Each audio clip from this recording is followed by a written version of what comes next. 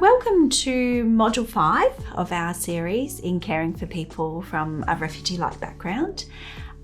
These modules have been developed in collaboration with my colleagues, Dr. Rebecca Farley and Dr. Margaret Kay, and I'm Rachel Claydon, and we're all GPs from Queensland.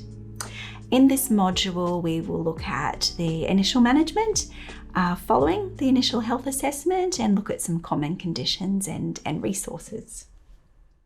So we visit Joshua again. So as we just heard before, Joshua and his family had their comprehensive refugee health assessments done in the practice, and Joshua was subsequently referred to physiotherapy and orthopedics for his talipes.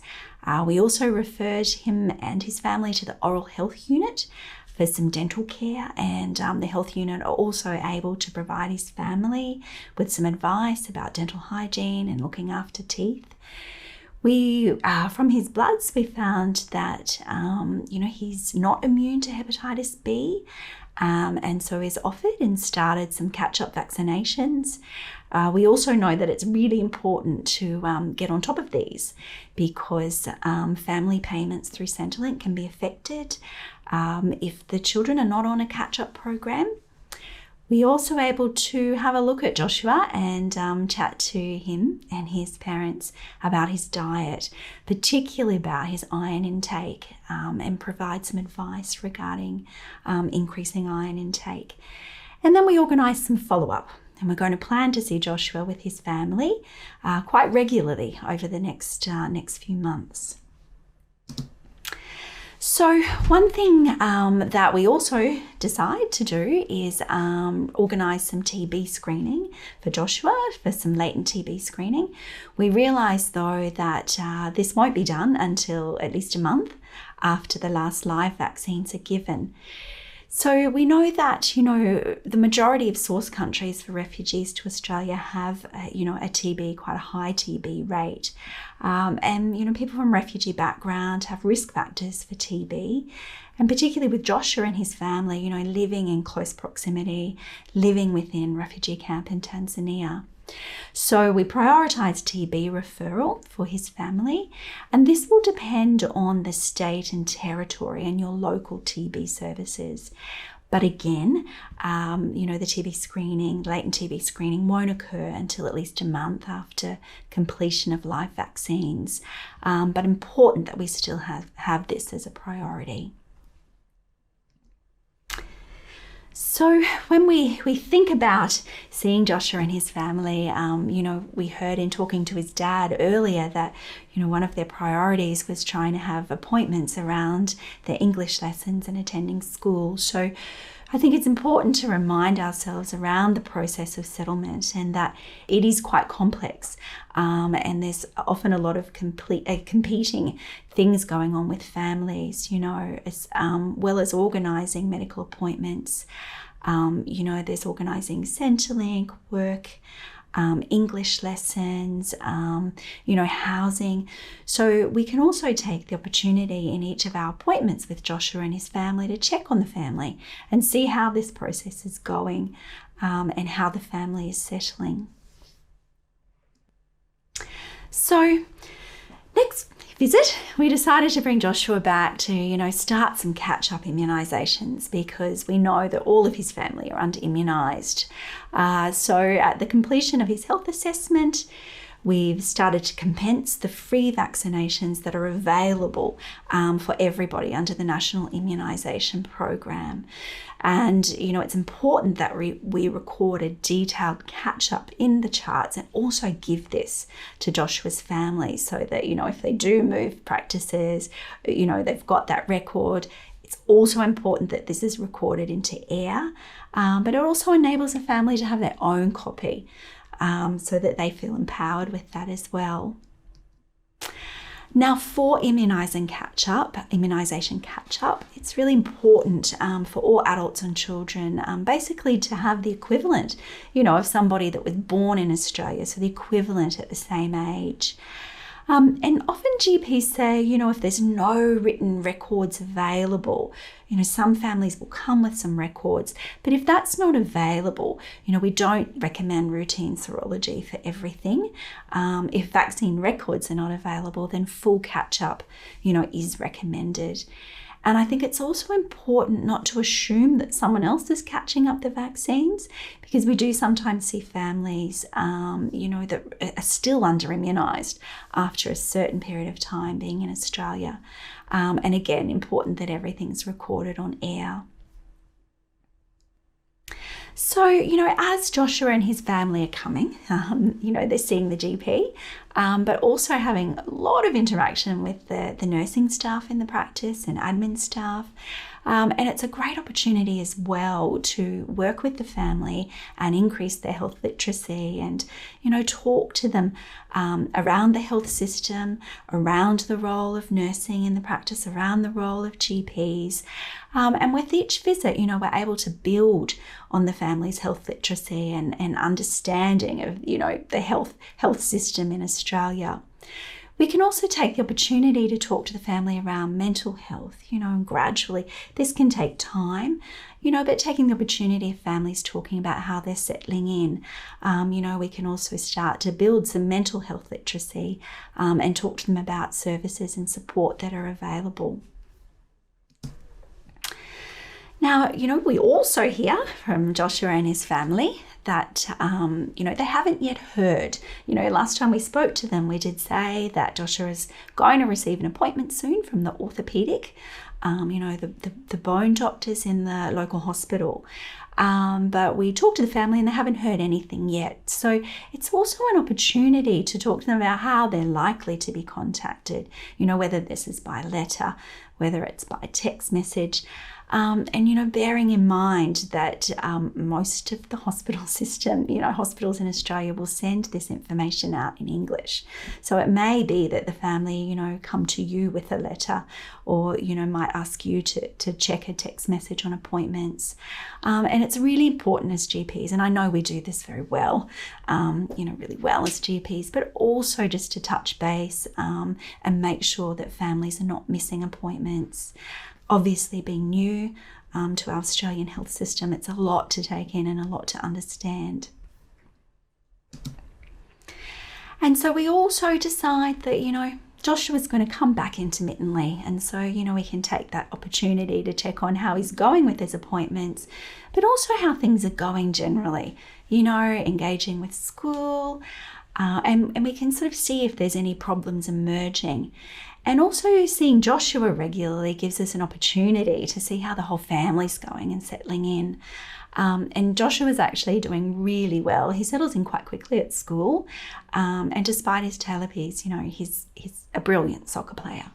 And all the other kids recognise Joshua as that brilliant soccer player. So, we can also take the opportunity to see how he's going with his learning and reading and maths, and that gives an opportunity to see how his mental health is with settling in. And as we said, it also gives an opportunity to check in with parents and see how the whole family is going and settling, as well as with their health issues.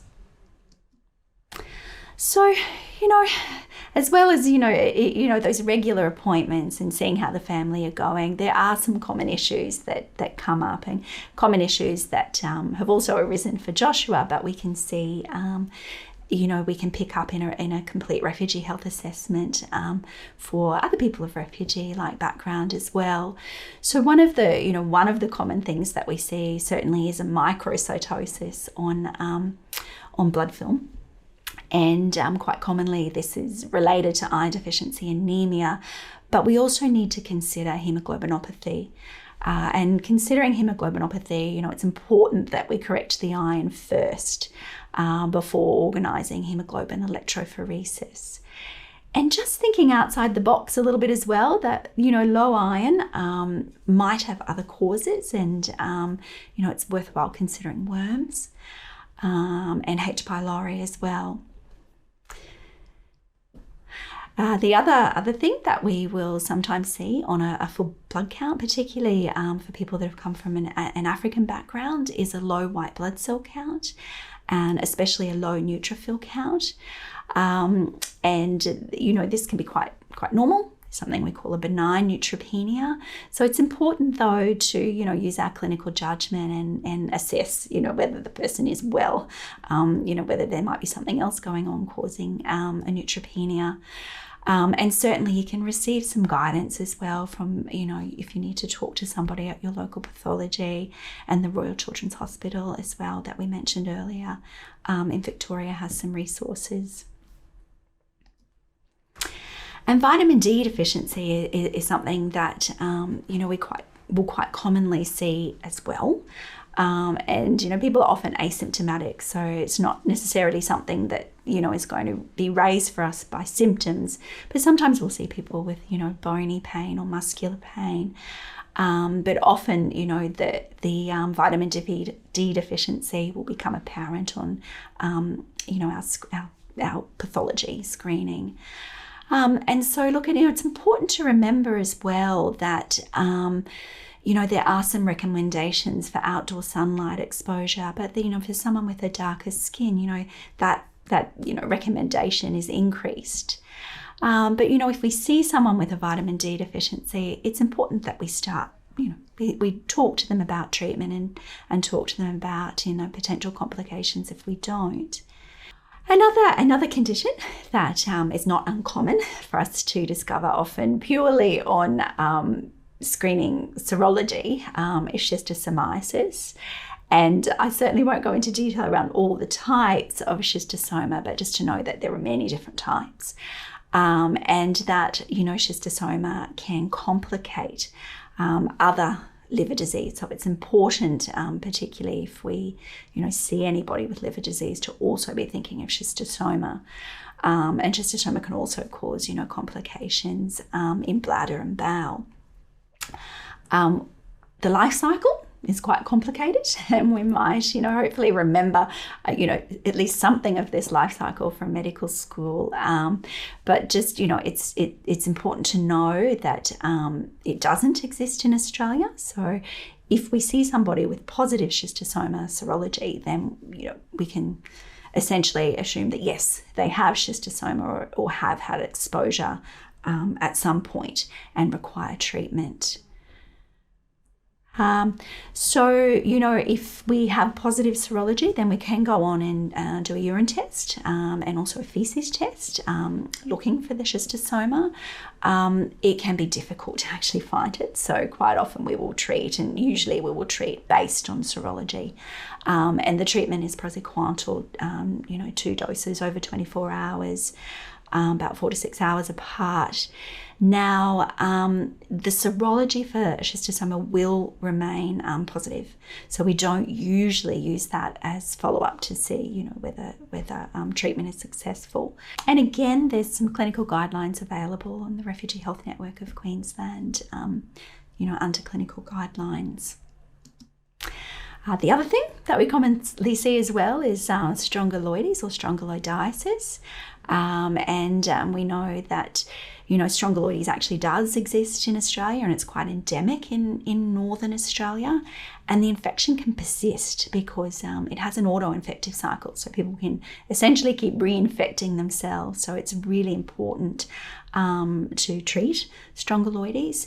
We also know that, you know, if somebody has a strongyloides infection and they become immunocompromised, that there is a risk of a disseminated infection, which can be fatal.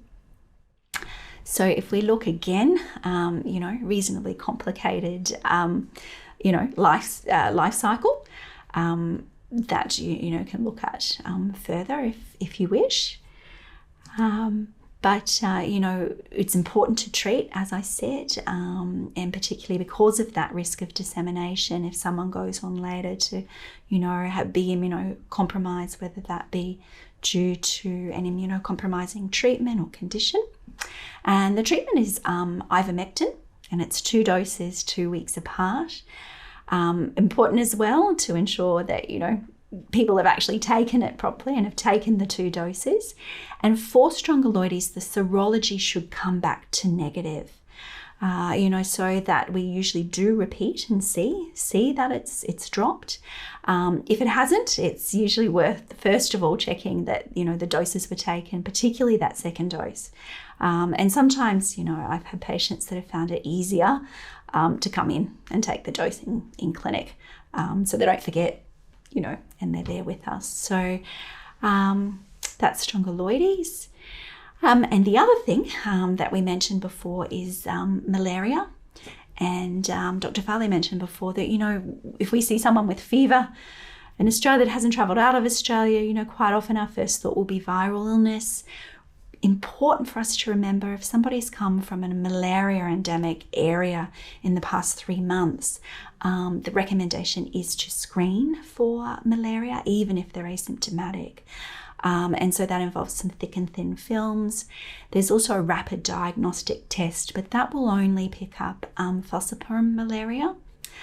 And the rapid diagnostic test can also remain positive for 4 weeks, even after elimination of the parasite. So sometimes we will see people that have arrived, they've had treatment offshore, but their RDT will still be positive. Quite often, we might seek some further advice around that, and depending on if the patient is well or not. And we might need to consider in-hospital management. We need to consider an emergency and for in-hospital management.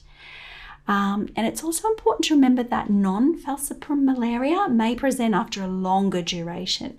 So we still perhaps need to consider down the track, someone from refugee background presents with fever. And again, malaria life cycle that, you can revisit. So in terms of talking about malaria treatment, as I said before, that, sometimes people will arrive and you're seeing them within that first couple of weeks post-arrival, and they will have had a positive rapid diagnostic test before flying out and have received treatment. But the advice, still is, even if they're testing positive post-arrival, the advice is to seek infectious diseases advice and look at treatment.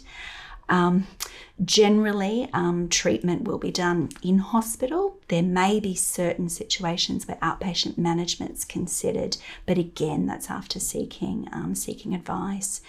Patients that then need follow-up, and usually this is with the infectious diseases team and outpatients at 28 days with repeat thick and thin films, plus or minus rapid diagnostic test.